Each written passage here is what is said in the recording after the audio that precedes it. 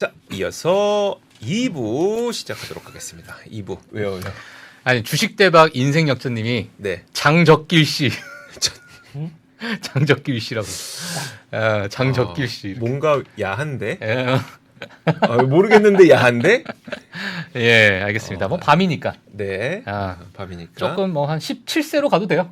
17세, 19세는 좀 그렇고. 27. 27세. 예, 알겠습니다. 자, 좋습니다. 예. 우리 장의성 지점장 장적기 모시겠습니다. 어서 오세요. 안녕하세요. 안녕하세요. 반갑습니다. 예. 요즘에 장적길은 모를까? 장적갈? 장적갈. 19금 담가불랑개. 이제 시작됐어. 저희 장혜성 지점장님이 사실 이쪽 분야에서는 우리나라 네. 최고봉이거든요. 아, 그래요? 예. 저랑 있을 때는 한 번도 제가 그 판을 잘 못 깔아. 왜냐면 2022년이잖아요. 네. 그때 근데 또 지점장님을 승진하셨는데 아. 또 가벼워 보이면 안 되잖아. 아. 예, 그래서 좀 아니, 참으셨죠. 아니 지금 다시 내려가실 겁니다. 시장이 어려워서. 어려워서. 많이 혼났어요. 예. 까불다가. 알겠습니다. 저도 대본 좀 주세요. 대본이요? 네. 알겠습니다. 예. 저 질문지 네, 알겠습니다. 어쨌든 오늘 우리 장혜성 지점장님은 과연 어떤 이야기를 해주실지 기대가 됩니다. 네. 자, 지금 제목을 보니까 주제가 경기 둔화될 조짐은 보이지만 믿을 거는 인공지능밖에 없다. 사실 저도 요즘 그런 느낌이긴 해요. 예, 그러니까 사실 요새 그 일부에서 너무 좋은 내용을 많이 해주셔가지고 그냥 내가 물어보자 뭐 했냐고. 맞아. 이미 다 했어요. 다 했어. 그러니까 저도 그거거든요. 10월이 너무 힘들었습니다. 네. 그러니까 오늘 미국장은 그나마 좀 뭐 어떻게 끝날지 모르겠지만 국내장은 뭐 완전 와르르 진짜. 맞아. 예, 그래서 네. 10월이 너무 힘들었기 때문에 예. 11월이 되면 달라지는 것들에 대해서 좀 생각을 해봤어요. 오. 먼저 그러니까 그렇게 쭉 보니까 좋은 것도 있고 안 좋은 것도 있죠. 일단은 11월이 되면은 11월에 이제 뭐가 있는가? 11월에 예. 네.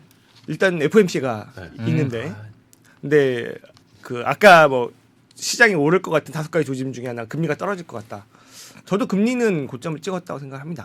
근데 이제 파월 의장은 또 매파적 동결을 하겠죠. 네. 그래서 이게 뭐가 찾아보다가 그 제가 하나 뭐 보셨던 걸 수도 있는데 하나 좀 띄워주시면 이거잖아요. 그러니까 이제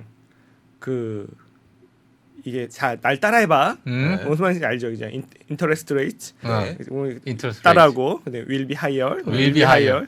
for longer, for longer. 따라했죠. 그다 네. 그러면은 자 따라 그걸 붙여서 해볼게. 그러면 interest rates will be higher for longer 하면은 답변이 레이트 컷. 그러니까 end of year.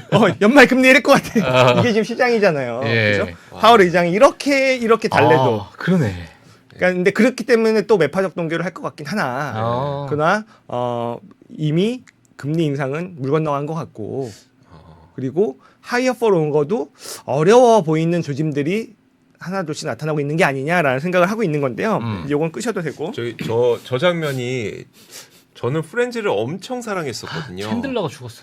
맞아요. 챈들러가 사망했는데 아직 그 사망 원인에 대해서는 조사하고 있다고 하더라고요. 예. 어쨌든 근데 저 장면 저는 되게 인상 깊었던 게 원래 피비가 조이한테 네. 프랑스어 가르쳐주는. 네네. 왜 한 글자씩 따라하라고 하니까 다 따라하다가 한 문장 붙여서 얘기하니까 또 이상한 소리가. 그쵸. 그거였는데 그걸 또 미모를 잘 만드셨네. 네네. 저걸 어떻게 기억하세요?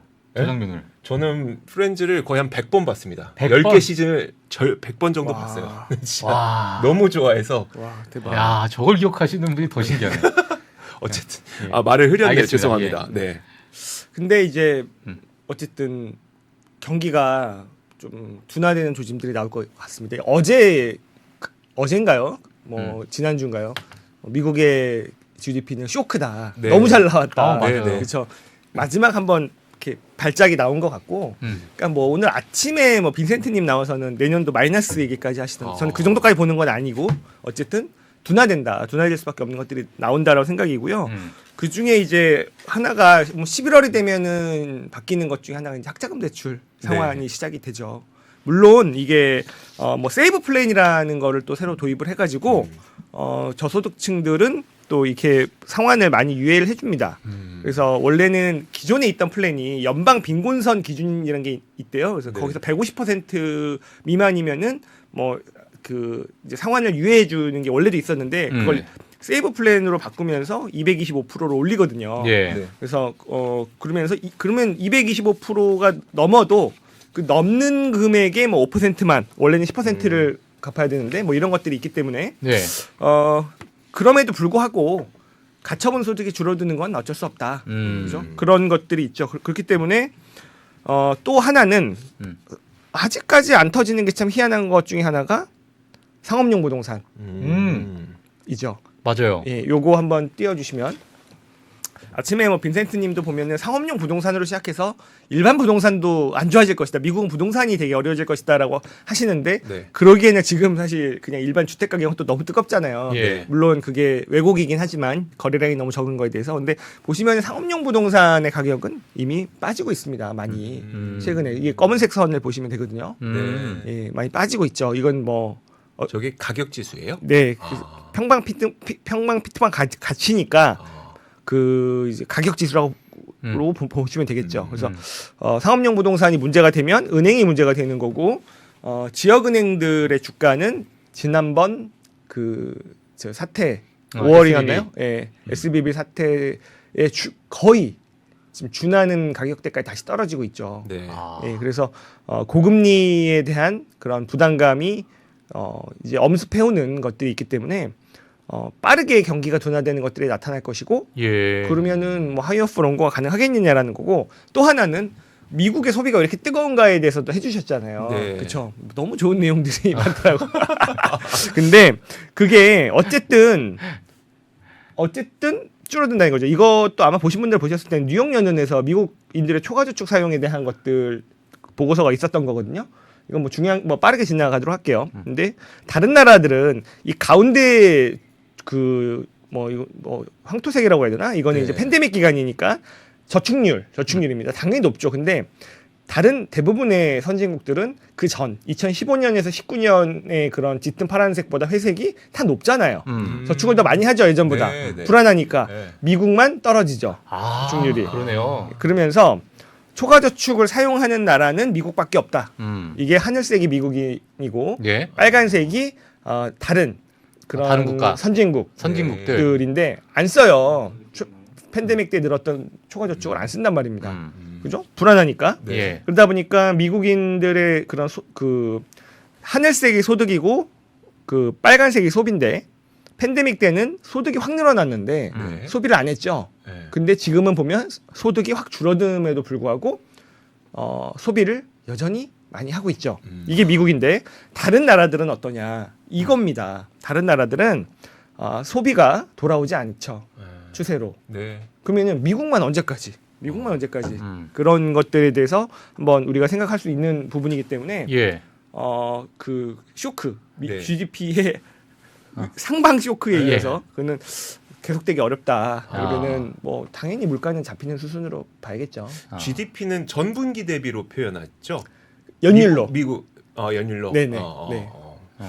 그러니까 이제 가지고 있었던 그러니까 가지고 있었던 저축률에서 소비가 계속 일어나니까 GDP는 어느 정도 성장했지만 네. 이게 어느 정도까지 이어질 것이냐라는 거 봤을 때는 우리가 좀 회의적으로 GDP 해야 상장률 된다. 전년비 아닌가? 전년비. 음. 그죠? 연율화해서 미국만 예. 연율로 하긴 하는데 자 그렇게 보면은 금리 인하를 그래도 생각보다 좀 앞당겨 올 것이다 이렇게 좀 그렇죠. 뭐 완전히 뭐 하이어프 롱거까지는 롱거가 아닐 수 있는 것들이 예. 점점 나오고 있다라는 거죠. 거기다가 덧붙여서 예. 오늘 BOJ 있었잖아요. 네. 맞아요. 저는 그 페드와 BOJ는 뭔가 긴밀한 연락을 주고받는다고 생각을 해요. 그래요? 네. 그래서 뭔가 둘이 합이 좀 있다. 왜 그러냐면 지난번에 약간 지금 미국과 일본의 그런 관계는 어느 때보다도 끈끈하잖아요. 네. 그래서 지난번에 일본의 그런 갑자기 엔화가 밤에 우리 시각으로 밤에 급격하게 변동성이 커졌던 때가 있었습니다. 150엔을 달러당 150엔을 지키기 위해서 급격한 개입이 한밤중에 있었다라는 거는 그거는 일본 측에서만의 움직임이 아니었다라는 거죠. 그러겠죠. 예, 네. 그래서 네. 그 가장 큰 차이점은 일단 BOJ 오늘 뭐 다 소식 들으셨죠. 이제 그 YCC를 원래는 0.25로 묶어뒀다가 0.5로 묶어뒀다가 1%까지는 그냥 봐줄 거야라고 했다가 1% 넘는 것도 봐줄 거야로 바뀐 거잖아요. 네. 그런데 그 왜 그러냐면 지금 요걸 좀 위에 있구나. 죄송해요. 제가 좀 오늘 왔다 갔다 하느라고 괜찮습니다. 네. 이게 지금 페드는 지금 그거잖아요. 이거 뭐라 그래요? 양적 긴축을 네네. 하면서 자산을 줄이고 있잖아요. 그죠? 유동성을 약간 흡수하고 있죠. 근데 그럼에도 불구하고 약간의 그럼 뭐 미국 국채 쪽이라든지 아니면 글로벌 유동성을 떠받치고 있었던 데는 BOJ였던 거예요. 그렇잖아요. 그렇죠. 여기는 그래도 중간에 살짝 줄어들긴 했지만 여전히 우상향을 하고 있죠. 네. 근데 BOJ의 오늘 1% 위를 용인하겠다라는 선언은 물론 지금 뭐 ETF나 이런 건 계속 사들이겠다고 했지만 BOJ발 유동성 방출은 좀 줄어들 수밖에 없다라는 건데요. 예. 그거잖아요. 네. 안 사겠다는 거니까. 1% 그렇죠. 넘어가도 YCC 안 하겠다는 거니까. 그렇다면은 이게 그동안 약간 그 페드는 본인들이 줄여야만 되는 상황에서 BOJ의 좀 협력을 받았다라고도 볼 수 있는 겁니다. 물론 이거를 공식적으로 인정하지는 않겠지만. 그러니까 예전 같으면은 용인하지 않던 엔저를 미국 측에서 그거를 어떻게 보면은 미국 용인하에 네. 이 정도 엔저가 온 거잖아요. 근데 네. 150엔을 넘기면 안 되겠다라는 컨센서스는 둘 다 있는 거고, 물론 지금 살짝 넘어갔습니다만. 그러면서 만약에 BOJ의 그런 자산 증가세가 좀 줄어들거나 좀 다시 오히려 줄어드는 쪽으로 가게 된다면 이 페드의 그런 긴축이 특히 양적 긴축이 좀 끝나가는 시점과 맞물려 있을 수도 있다. 물론 그거는 뭐 어떻게 보면은 뭐 아주 심각하지 않은 음모론인 거예요. 네. 지금 둘 사이에 그런 연계가 됐다라는 시각은 그렇다면은 적어도 양적 긴축이 멈추는 목전에 와 있다라고도 생각이 들긴 합니다. 저는 이제 아까 우리 뉴스 했던 그 부분을 몰래 보셨네. 아니, 그리고 이게 지금 150엔이 달러당 다시 조금 넘어섰잖아요. 예, 예. 근데 근데 그러면 일본의 금리가 오르는데 왜 또 엔저냐? 그러니까요. 그 금리 그러니까 N고가 나타나야 될 것 같은데 네, 왜 안 그러니까, 바뀌는 거예요? 결국은 약간의 엔저가 끝나가는 거는 맞는데 네. 일단은 방향성이 위로 잡히니까 방향성이 위로 잡혔기 때문에 올라가는 와중에는 엔저가 좀 더 될 수 있는 거죠. 그러니까 지금 엔저로 방향을 틀었다가 아니라 150에는 이제 완전 뚫고 올라가겠다가 아니라 약간 이 구간은 어쨌든 채권 가격이 올라가는 방향성에서는 일단은 단기적으로는 도망쳐야 되는 거잖아요. 네네. 그죠? 그 정도 흐름으로 보시면 되는 것 같고 음. 오히려 이게 어쨌든 금리가 축소됨으로 인해서 엔저가 지속되기 어려운 환경이 시작이 된다. 네. 그렇다면 근데 그게 과격하게 나타나면 안 되는 거예요. 그러니까 BOJ도 기준금리를 바꾸지 않았습니다. 네. 그냥 YCC를 약간 열어둔 거지 기준금리를 바꿀 생각이 없어요. 마이너스 0.1이라고 하는 기준금리를.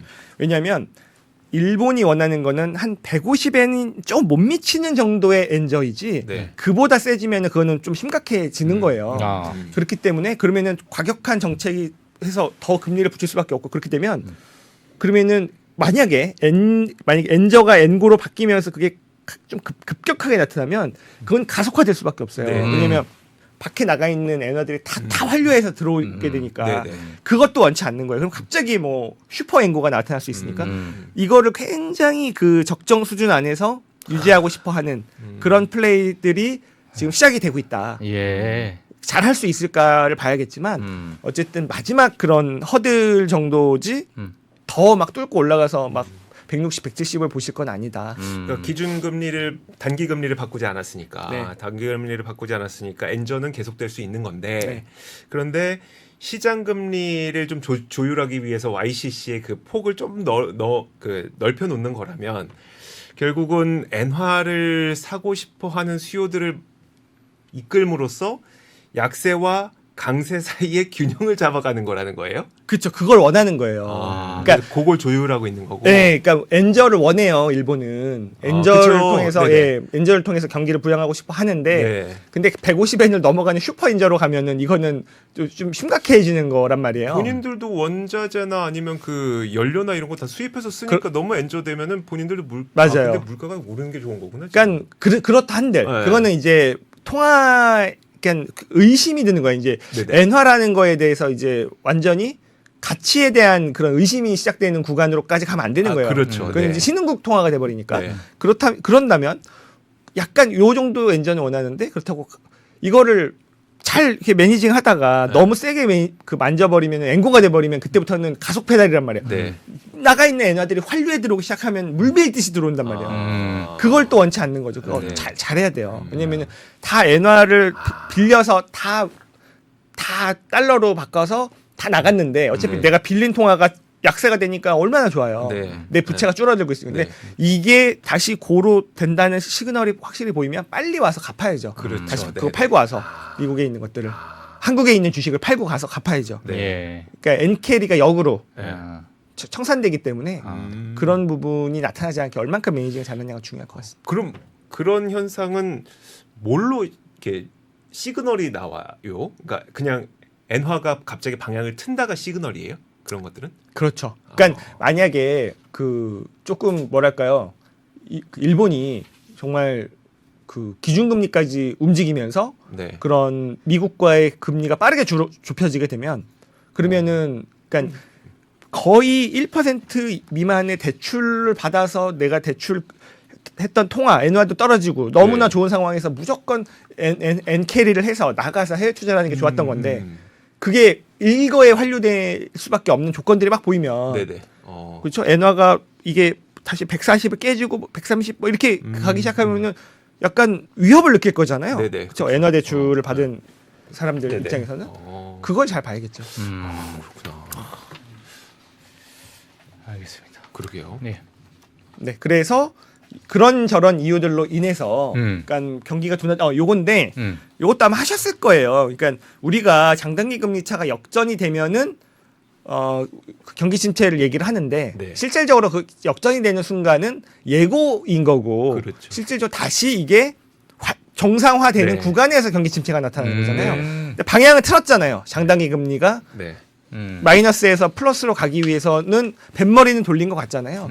그런 구간에서도 또 당연히 잘 정말 경기 침체가 안 오는지를 잘 지켜봐야 될 것 같다라고 예. 생각을 하고 있습니다. 침체는 올 것 같으세요? 아니면 그냥 뭐 약침체, 뭐 소프트 랜딩 이 정도일 것 같으세요? 소프트 랜딩을 기본 시나리오로는 보고 있지만 그러니까 그냥 바라고 있는 거죠. 근데 정말 예상치 못한 네. 그러니까 앞으로 나올 만약에 우리를 놀래키만 할 서프라이즈는 뭐 물가가 너무 높다든지 이런 쪽보다는 안 좋은 일이 터지는 쪽에 서프라이즈가 나올 확률이 더 높다라고 생각을 하고 있습니다. 네. 안 좋은 쪽으로요. 네. 예. 뭐 상업용 부동산, 은행 이런 쪽에서 좀 걱정이 될 만한 부분이 당연히 있는 거죠. 경기가 둔화된다는 얘기는 일단 지금 실적이 좋잖아요. 네. 많은 업종에서 이게 내년까지 이어지기는 어렵다. 모든 업종이 실적이 좋아지긴 어렵다. 근데 그러면은 야 그럼 뭐 다 어려워지냐? 아니다라는 거죠. 예. 내년에 경기가 둔화돼도 사실 이거 뭐 나올 때마다 말씀드려서 너무 민망한데 AI 쪽은 여전히 많은 투자가 이루어지고 있고 실적이 요번에 빅테크 좋았듯이 그거는 완전 방향을 돌린 거잖아요. 네. 그러니까 작년에 어려웠던 실적을 다 이제 턴하면서 원래 폼을 찾은 거죠. 그들의 폼을 찾은 것 같습니다. 그게 당연히 AI라는 엔진이 있는 거고 그래서 그런 것들을 이제 특히나 요번에 저는 그 빅테크들의 실적 발표들 중에서 AI에 언급된 것만 좀 뽑아낸 기사를 좀 갖고 왔거든요. 네. 그렇게 보면은 그들은 진짜 AI에 너무너무 진심이고 AI에 자기들이 갖고 있는 돈을 엄청 쏟아붓고 있고 AI에 이런 저런 비즈니스를 준비하고 있고 그러면 이쪽 산업은 잘 될 수밖에 없는 거다. 그렇죠. 네. 그래서 경기가 둔화되고 있지만 그러면은 다 좋을 수는 없는 거고 그럼에도 불구하고 AI 쪽에서는 어마어마한 자금 집행이 이루어지고 있고 거기다가 다른 이들이 힘들어서 금리가 좀 떨어질 수 있다면 금상첨화가 될 수 있는 거라서 오늘 그 얘기를 좀 메인으로 드리도록 하겠습니다. 예, 알겠습니다. 인공지능. 사실 그러니까요. 이번에 아마존 실적 발표하고 나서 AI를 한 18번씩 얘기하고 한 문장에 4번씩 얘기하고. 아, 그러니까요. 네. 그러니까 뭐 그냥 그러니까 혹시나 주가 떨어질까 봐 막 남발하는지 모르겠지만 AI를 너무 많이 썼어요. 그 얘기부터 하려고 해요. AI에 대한 언급 횟수. 언급 횟수. 예, 그러니까 기사 제목이 그거예요. 예, 지금 예. 보시면은 이게 구글, 마이크로소프트, 메타에서 AI 그 어닝콜에서 AI를 언급한 횟수가 도합 223회다. 야. 근데 보면은 알파벳이 75, 마이크로소프트 61, 메타가 무려 87번, 87회. 87회. 네. 다가 제일 많았네요. 네, 오. 를 언급을 하더라. 그러니까 근데 이게 숫자가 점점 늘어나고 있더라는 거예요. 왜 그러냐면 이번 3분기잖아요. 네. 이게 2분기 데이터는 제가 못 구했고 올 1분기까지의 데이터를 또 누가 정리해 놓으신 분이 있어요. 뭐 그 요걸 보면은 올 1분기까지입니다. 그러니까 이제 구글은 좀 먼저부터. 근데 약간 메타가 좀 원래부터 기본적으로 좀 언급을 하다가 치고 올라왔고 마이크로소프트는 사실은 별로 없다가 쑥 올라온 거죠. 아마존은 이때까지도 되게 지지부진했던 건데 아까 말씀하셨듯이 요번에 그 기사에서는 세 개의 회사가 뭐 지금 뭐 70번, 60번, 80번이 있는데 아마존에 대한 데이터가 없어서 이 아마존의 그 어닝콜 전문을 띄워주신 사이트가 있어요. 예. 전문. 그러니까 이걸 읽는 거예요, 그냥. 네. 예, 어닝콜은. 근데 여기에서 이 AI, 그러니까 AI라고 서치라니까 단어 속에 AI가 들어간 것도 많더라고요. 그래서 그런 거 빼고. 맞아요. 네. 예, 그래서 AI로만 동그라미를 쳐보니까 예. 제가 검사는 해보진 않았습니다. 그게 중요한 거 아니니까 예. 47번 플러스 마이너스 정도. 아마존도 이제는 그래도 다른 데보다는 좀 적죠. 네. 아마존도 한 47번 플러스 예. 마이너스가 있더라라는 거고요.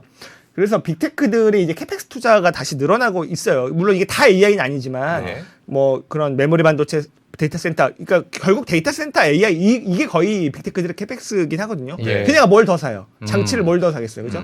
근데 이게 다시 올라오고 있고 이들의 영업이익률이 올라오면서 계속적으로 이게 더 늘어날 것인데 돈을 쓴다는 거죠 AI 쪽에. 사실 그거의 대부분은 엔비디아 AI 칩이긴 하겠지만 예. 그러면서 그 기사에 이제부터 좀 번역해서 보여드리는 건데 아까 기사의 내용들을 각 CEO들이 이렇게 AI에 되게 진심인 얘기들을 하고 있고요.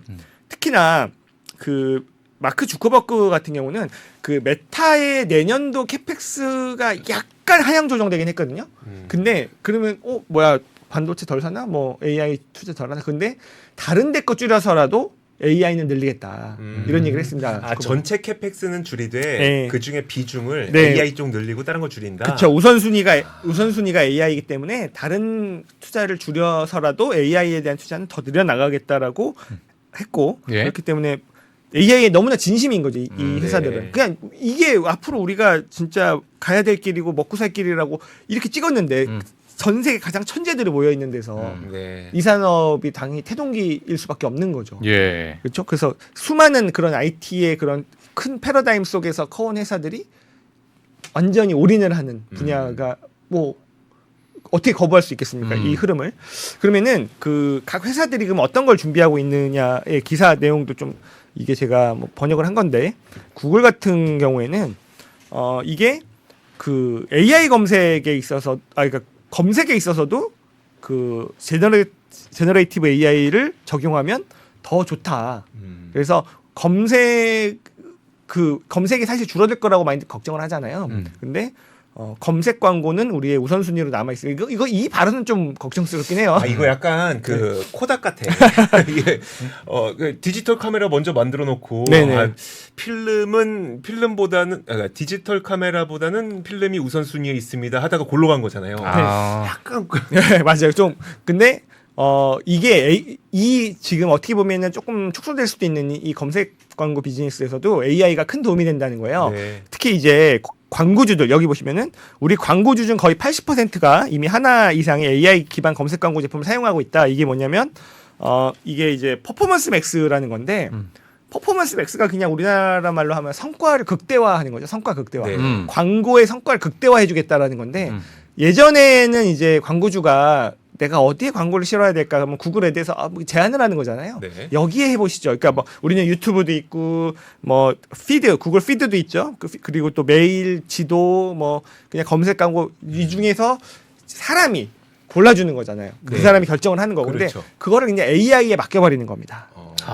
AI에 맡겨버리는 게 그래서 가장 최적화된 곳에 광고를 노출을 해주는 거예요. 그걸 믿고 AI한테 믿고 어디에 노출될지를. 왜 그러냐면 이거예요. 그러니까 이제 구글의 설명인데 사용자별로 상품을 구매하는 경로가 되게 다양하다. 어떤 사람은 검색을 해서 구매를 하는 사람이 있고요. 어떤 사람은 유튜브를 통해서 브랜드를 보고 나서 기억하고 있다가 나중에 다시 그 브랜드를 찾아가서 그렇지. 구매하는 사람이 있고 맞아요. 그냥 구글 피드를 그러니까 이제 구글 피드는 별로 안 쓰니까 뭐 인스타나 이거를 보다가 광고를 네. 보다가 거기서 눌러서 사는 사람이 있고 어. 사람마다 그 구매 패턴이 다르다라는 거죠. 네. 그러면은 AI가 머신러닝을 통해 학습을 해서 이 사용자의 구매 패턴까지 학습을 하고 광고주가 원하는 그 상품에 대한 것도 학습을 해서 어떤 사용자한테 어떤 식으로 광고를 노출을 해야 될지를 AI가 알아서 해주겠다. 사람이 개입하지 않고. 예. 그게 이제 퍼포먼스 맥스라고 보시면 되는데 음. 여기에도 그러니까 이제 본인들의 그냥 이 비즈니스에도 AI를 적용하면 이렇게 좋아지고 다 광고주들도 그거를 채택을 한다 이 얘기고요. 그리고 나서 이제 뭐 바디 얘기를 하면서 예. 네. 뭐 아니 예전에 약간 이런 음모론이 있었어. 뭐예요? 나 벌써 기대돼. 기대돼요? 구글을 켜놔요 이렇게. 네. 그 다음에 앞에다가 대고 강아지 하면 어느 날 내가 구글 들어갔는데 개 사료 광고가 나와. 아니, 그런 음모론이 있어 진짜. 진짜 좀 예. 들어봤어요. 가능할 들어보셨어요? 것 같아. 그러니까 이 마이크로 들어가서 네, 이 언어를 습득한 다음에 네. 관심이 많이 반복되는 언어에 관련돼 있는 광고를 띄우는 거. 그런 음모론이 있습니다. 예, 이거 뭐 그냥 심각하게 안 들으셔도 됩니다. 예. 그게 그러면서 이제 네. 이것도 있는 거지.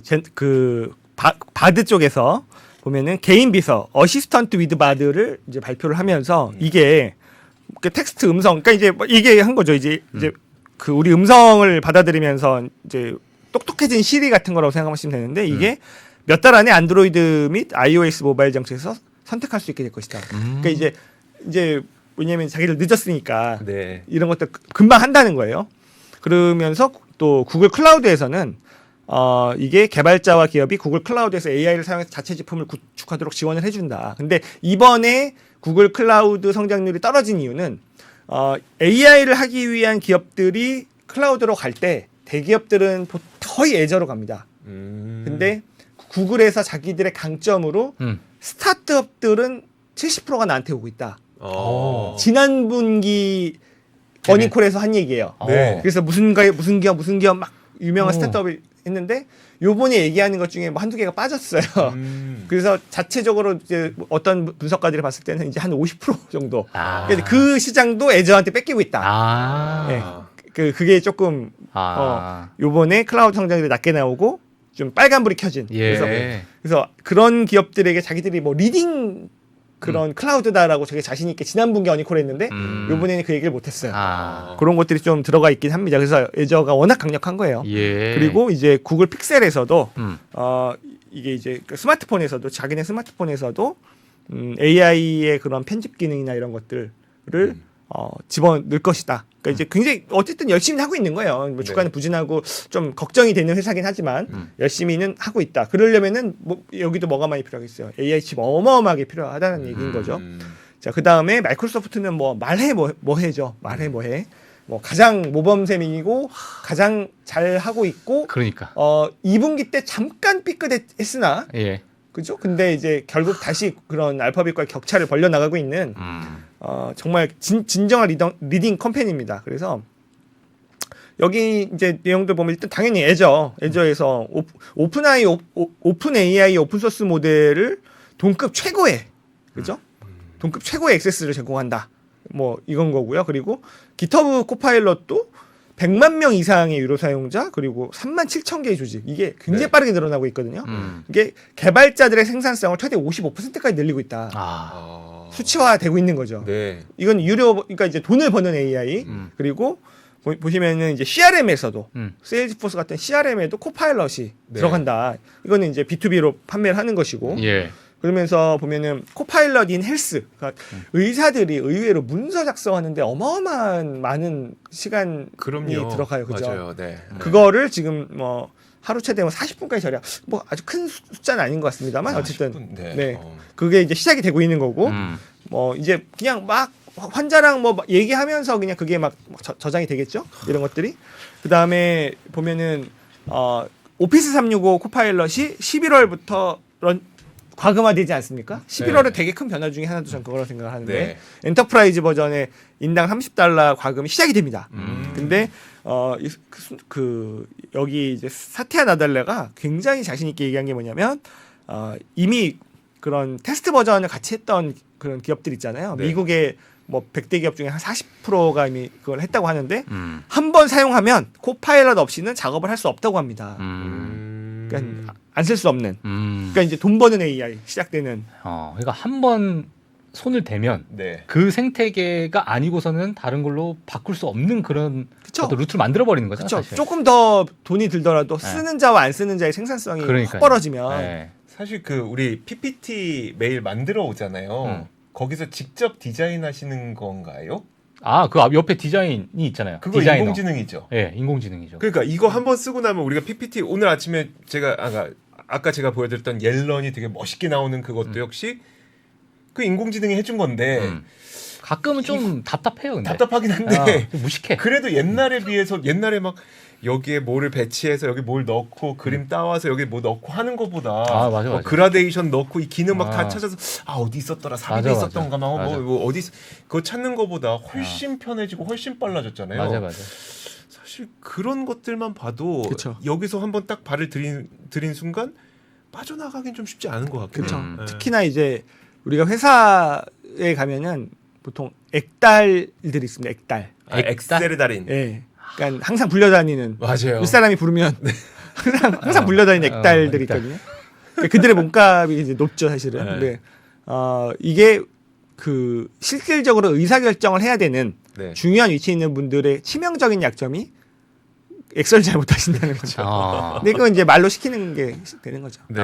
말로 그냥 코파일럿한테 시키면서. 예. 왜냐하면 데이터를 이렇게 가공해보고 저렇게 가공해보고 하면서 의사결정을 해야 하는데 그렇죠. 네. 그거를 자꾸 시켜서 올 때까지 기다리고 막 맞아요. 그런 로스가 좀 있었던 거죠. 예. 그게 이제 시작이 됐다. 시작이 예. 됐다. 그래서 마이크로소프트는 그냥 말해 뭐해인 거고요. 제가 볼 땐 진짜 그럼 AI 그게 돈이 됩니까 증명하는 그런 맞아요, 맞아요. 회사인 거기 때문에 거의 지금은 유일한 것 같아요. AI로 돈을 버는. 그러니까 엔비디아를 빠고 엔비디아는 어차피 그 노네니까 네. 그냥 AI 서비스를 통해서 돈을 버는 회사. 그래서 이제 마이크로소프트가 실적 발표했을 때 구글하고 음. 많은 비교하는 기사가 정말 많이 나왔어요. 그랬죠. 예. 근데 이제 아까 지금 진영래님께서 말씀해 주신 것처럼 마이크로소프트는 정말 AI로 돈을 벌고 있어서 그 플랫폼과 접합을 시키는 기업이고, 그러니까 이제 진짜 리딩 컴퍼니가 되고, 이제 구글은 약간 별개를 해가지고 이렇게 보고 있으니까 그런 부분에서 이제 프리미엄을 마이크로소프트한테 더 줘야 되지 않겠냐. 뭐 이런 이제 의견이 많이 있더라고요. 또 그때 맞아요. 당시에. 그게 결국에는 클라우드 성장률의 차이로 나타났던 거고. 음. 어떻게 후발주자 성장률이 더 낮습니까? 그러니까. 예. 아마존이 낮은 거는 지금 어. 이렇게 비대하기 때문에 예. 여기서 어떻게 30% 성장을 하겠어요. 그렇죠. 근데 구글은 작은데 거기서 애저의 성장률을 뒤졌다는 거는 조금 치명적이죠. 예. 네. 그리고 나서 메타를 보면 메타 AI 그래서 이게 완전히 그런 메타버스에서 그런 이 안경을 끼고 있는 그거에 있어서도 도우미 AI를 출시를 할 것이고 그 다음에 AI 스튜디오, 그러니까 누구나 이렇게 그런 생성물을 만들 때 네. 도와주는 그런 것들도 있고 또 기업을 위해서 또 제작자를 위해서 그리고 또 얘네가 오픈 그런 소스가 있잖아요. 맞아요. 거대 언어 모델 네네. 라마 2라고 이게 지난달에만 3천만 건 이상의 다운로드를 기록을 했다. 그러니까 생태계가 이쪽도 좀 생기고 있다고 봐야 되는 거예요. 네. 그리고 보면은 여기도 그런 피드를 추천하는 시스템에 있어서 또 AI를 도입했더니 페이스북에서 보내는 시간이 7%, 인스타그램에서 보내는 시간이 6%가 증가했다. 여기도 AI를 도입을 해서 추천물을 올리는 그래서 거에 그것도 약간의 본인들의 물론 알고리즘이 있었겠습니다만 그거를 AI로 인해서 개선을 한 거죠. 예, 그래서 광고주를 위한 또 AI. 그건 아까 구글에서 보여드렸듯이 예. 정말 정밀 타겟할 수 있는 그런 이제 그거에 이제 AI가 도움이 될 수 있다는 거죠. 네. 그래서 제가 저 인스타그램에서 네. 티셔츠 광고 한번 눌렀다가 네. 저는 진짜 대한민국에 그렇게 많은 브랜드가 있는지 몰랐어. 그 다음에 들어가니까 전부 티셔츠야. 그게 이제 과거의 방식이었다면 AI는 그런 식으로는 안 하겠죠. 예. 그렇죠? 그러니까 색깔별로 보여주겠죠 이제. 네. 아니 저는 왜 뚜러뻥이 나오는 거예요 그러면? 뚜러뻥은 왜 이렇게 자주 나오는 거야? 왠지 알아요? 답답해서 그래 마음이. 그래요? 요즘 마음이 답답하니까. 그렇구나. 뚜러뻥 이제 광고. 다행히 탈모 치료제 광고는 사라졌습니다. 다행히 그래요. 이게 내 상황이 광고에 접목되는 건지 광고 때문에 내 상황이 그렇게 되는 건지 모르겠지만 저는 사실 뭐 예를 들어서 38세 네. 탈모인을 구합니다. 네. 그게 엄청 뜨더라고 저한테. 반대로. 그러니까 이게 뭐가 선인지 모르겠다니까요. 하여튼 아무튼 마음속에 뭔가 마음을 그러니까 읽고 진짜 이게 정말 무서운 것 같아요. 네, 이게 맞아요, 정말. 맞아요. 예. 그게 더 정교해질 거란 근데 거죠. 그게 그러니까요. 정교해지면 사실 우리가 농담처럼 얘기했지만 결국은 내가 사업하고 광고하고 싶은데 어디 광고 내보내지를 결정할 수 있는 요인이 되는 거잖아요. 네네. 타겟팅이 잘 될수록 그쪽이 많이 모이니까 결국 걔네가 돈 버는 거고. 예. 맞습니다. 그래서 어쨌든 이 세 기업들이 그런 어닝콜에 나타난 것 중에 AI 관련된 것들을 이제 모아 놓은 기사인데, 네. 그러니까 뭐 여기에 본인들이 쓸 수 있는 돈을 화끈하게 쓸 준비가 되어 있고 하고 있고 그거에 대한 서비스를 먼저 내놓아서 이걸 선점하려고 하는 그런 정말 피 튀기는 전쟁을 하고 있잖아요. 예. 그러면 이 산업이 잘 안 될 수가 없는 거죠. 그렇죠. 모든 기업의 어떤 선택을 받은 분야니까. 그러니까요. 그래서 어. 그런데 여기서 또 드는 의문이 애플은 뭐 하고 있습니까? 그죠? 그러니까. 애플은 뭐 하고 있습니까? 네. 그거에 대해서 또 걱정을 하기도 하는 이게 지난 24일 거니까 아마 예. 다루셨을 수도 있고 어. 민치거가 애플을 좀 걱정하는 그런 이제 저희는 안 다뤘습니다. 미디엄이라고 하는 중화권 그런 이제 트위터 같은 거에 올린 글이 있습니다. 네. 보시면 요게 이제 요 글을 올린 건데요. 이게 이제 뭐 제목은 사실은 애플이 뭐 얼마나 그 AI에 이제 좀 캐치업하기 위해서 노력을 하고 있고 돈을 얼만큼 쓸 것이고 뭐 이 얘기이긴 한데 뭐 문제는 캐치업입니다. 근데 여기서 또 우리가 알 수 있는 거는 이게 빅테크들이 엔비디아 칩 사는 거의 거의 대부분이구나라는 것도 알 수 있는 거예요. 그래서 보면은 이게 또 번역을 한 거죠, 제가. 근데 10개의 코멘트가 있는데 예. 애플이 올해 한 2,000개에서 3,000개의 AI 서버를 구매할 계획이고 내년에 18,000에서 2만 대라고 해요. 그러니까 올해 너무 조금 갖고 있는 거죠. 그러네요. 그러네요. 나올 수가 없어, 나올 수가. 애플이 뭐 AI가 그죠? 어. 근데 내년에 2만 대라고 하는 것도 올해는 한 전 세계 AI 서버 출하량이 한 1.3%, 네. 내년은 5% 정도라고 합니다. 근데 내년에 그 엔비디아의 AI 서버가 한 40만 대 정도인 거죠. 그렇죠? 그렇죠. 2만 대가 5%면? 그렇죠. 그렇죠. 맞나요? 40만 대? 맞죠? 네, 맞아요. 네, 그래서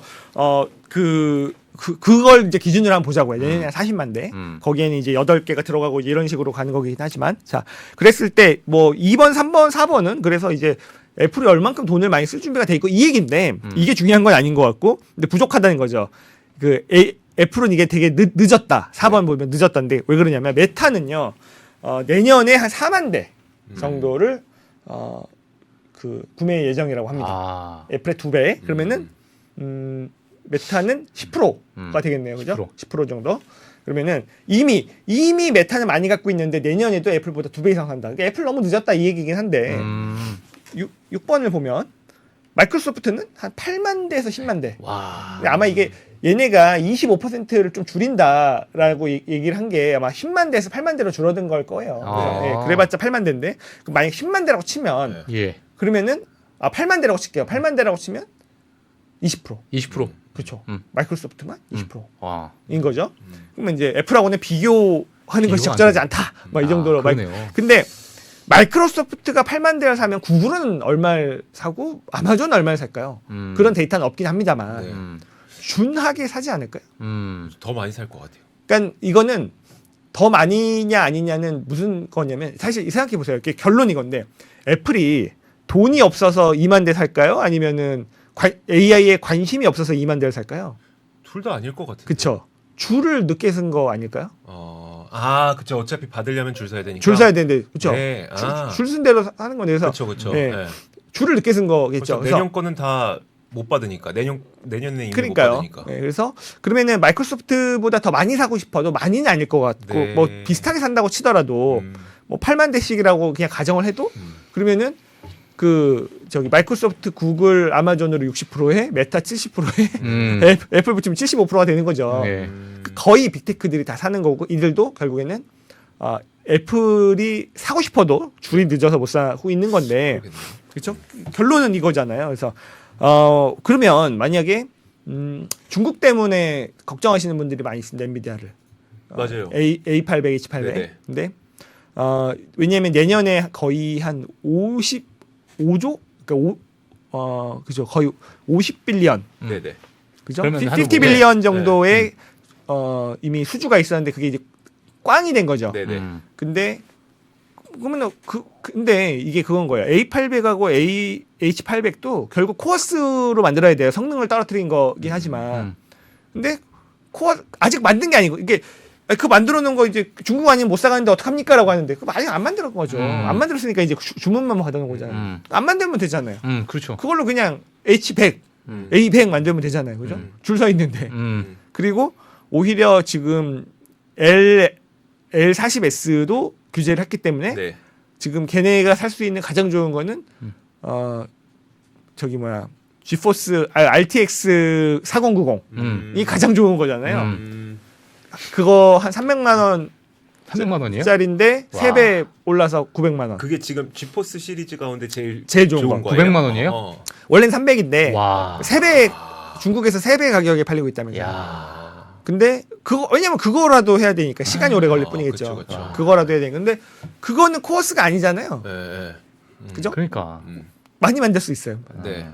그러면 오히려 이쪽 코어스 병목 있는 거는 중국 거 취소되면은 그냥 줄 서 있는 사람한테 팔면 되고 뭐 RTX 4090은 그냥 만들면 계속 만들면 되니까 그렇게 팔면 되고 전혀 저는 물론 이제 길게 보면 좀 아쉽긴 하죠. 줄이 한 3년치 줄 서 있는 게 이제 2년 반치 줄로 그러면 아쉽긴 하죠. 멀리 보면 근데 단기적인 그런 실적에 영향이 없다는 게 맞는 얘기인 거고 그리고 이런 것들을 보면 살 사람 되게 많구나. 특히 이제 빅테크들만 애플이 그냥 뭐 그 뒤에 줄 서서 다 사가도 되겠구나라는 생각도 들고 그렇다면은 그 빅테크들이 이번 실적 발표에서 보이는 거는 AI 너무너무 진심이고 거의 뭐 올인을 하고 있고 사활을 걸고 있고 그 정말 명운을 걸고 있고 그런 상황에서 우리 엔비디아 걱정을 너무 많이 하고 있지 않은가. 그래서 또 11월 달에 중요한 이벤트 중 하나가 엔비디아 네. 실적 발표. 그렇죠. 그렇죠. 여러 가지 몇 가지 말씀드리고 있는데 예. 그래서 그런 것들을 봤을 때 조금 그냥 약간 안전지대는 결국은 AI가 아닐까. 그러면은 엔비디아의 어떤 그 성장세가 그래도 좀 꺾이는 그런 구간을 어떤 요인이 생기면 그렇게 꺾일 수 있다라고 보세요 혹시? 예를 들면은 뭐 데이터 센터가 다 지었어. 빅테크들이 어느 정도 가시화됐어. 그러면은 이제는 어떤 물량에 대한 성장세가 둔화가 될 수도 있을 것이고 물론 그 사이에 뭐 또 새로운 성장 동력이 더 나올 수도 있지만 그러니까 우리는 그게 걱정되는 거예요. 블록체인 붐 이후에 꺼졌던 그 상황이 네. 또 올까봐 걱정인데 혹시 지금이 그땐가 이런 걱정이 있는 거예요. 그러니까 그거를 뭐가 있을까요 엔비디아? 그러니까 결국은 경쟁자의 출현인데. 경쟁자. 근데 학습에서는 이미 게임이 끝났다라는 게 좀 중론이고요. 근데 그럼 추론치로 넘어갈 거 아니에요. 네네. 학습이 어느 정도 되면 추론 더 큰 시장이잖아요. 더 큰 시장. 그치. 여기서도 엔비디아가 굉장히 큰 포션을 차지할 거라고 보고 있는데 경쟁자들이 이미 학습은 포기한 채, 그러니까 AMD 정도, AMD의 MI300X 정도를 제외하고는 나머지들은 학습 시장을 포기한 채 다 추론으로 뛰어들고 있는 거잖아요. 그래서 지금 인텔은 그걸 CPU로 구현을 해서 네이버랑 해냈다는 기사도 있었고, 그래서 그 시장에서 엔비디아가 얼마나 물론 그 추론 시장도 결국에 엔비디아가 가장 유리하다고는 해요. 근데 뭐 우리나라의 그런 저기 AI 반도체 스타트업들도 몇 군데 계시고 그리고 마이크로소프트, 아마존, 구글도 추론칩은 자기네 칩을 만들려고 하고 있고 인텔 뛰어들었고 AMD도 가만히 있지 않을 거고 여러 스타트업들과 달라붙는 이 추론 시장에서 엔비디아가 점유율을 얼만큼 수성할 것이냐. 그게 되게 중요해요. 그게 또 새로운 시장이 또 열리는 더 큰 시장이죠. 더 왜냐면 큰 시장이네 진짜로. 모든 디바이스의 추론, 그러니까 이제 엣지 컴퓨팅이 돼버리면 이런 노트북에도 AI 칩이 붙어야 되는 그렇죠. 물론 학습용 그런 AI 칩 그 비싼 건 아니겠지만 추론용 칩은 다 붙어야 되는 거죠. 더 큰 시장이지. 참 진짜 이게 너무나도 이제는 약간 이런 생각이 좀 들어요 최근에. 뭐 물론 2차 전지도 국내에서 많은 이슈가 또 있는 상황이긴 한데 늘 이제 어떤 그 논리가 예전에 그러니까 미래에 뭘 땡겨 와서 지금에 반영시킨 거 아니냐 뭐 이렇게 그런 미래에 있는 것을 너무 땡겨 오다 보니까 그냥 너무 과도한 선반영 예, 이런 것들이 좀 시장에 좀 만연하다 보니까 뭐 엔비디아나 사실 테슬라나 이런 것들이 또 시장에서 너무 멀리 있는 걸 또 땡겨 온 것인가라는 네네. 그런 뭐 어떤 우려. 엔비디아는 내년 거 땡겨온 거잖아요. 아, 그렇죠, 그렇죠. 내년 거 예. 땡겼는데 이제 20배 중반. 예, 그러니까요. 그래서 이제 뭐 그런 것들이 뭐 좀 우려스러운 그런 시장이 좀 이어지는 거 아닌가. 뭐 그러니까요. 이런 생각도 한번 해봤어요, 제가. 그러니까요. 음, 그래도 알겠습니다. 지금 그러니까 이런 거죠. 그러니까 시장 뭐 사실 우리 외부적인 요인들 너무 많잖아요. 전쟁도 있고 예산도 있고 뭐 그 선거도 있고 뭐 여러 가지 외부 요인들 많은데 그것 때문에 다 같이 안 좋을 때 이들만 나 홀로 갈 수는 없는 거죠. 그렇죠. 일단 안 좋을 땐 안 좋지만 안 좋을 땐 안 좋지만 회복 탄력성. 네네. 회복 탄력성이 되게 중요합니다. 그러니까, 아, 그러니까 이제 국내장이 되게 어려운 게 뭐냐면 네. 빠지고 나서 안 올라온 안 애들이 올라가요. 너무 네. 많아요. 그죠? 네. 회복 탄력성. 그러니까 그거는 지금 10년의 역사가 증명이 됐죠. 회복 탄력성이 가장 좋은 거는 빅테크. 네. 뭐 이것도 3분의 1 토막 나서 얼마나 욕 먹어요. 네. 막 그렇죠. 테슬라, 엔비디아 3분의 1 토막씩 음. 났었잖아요.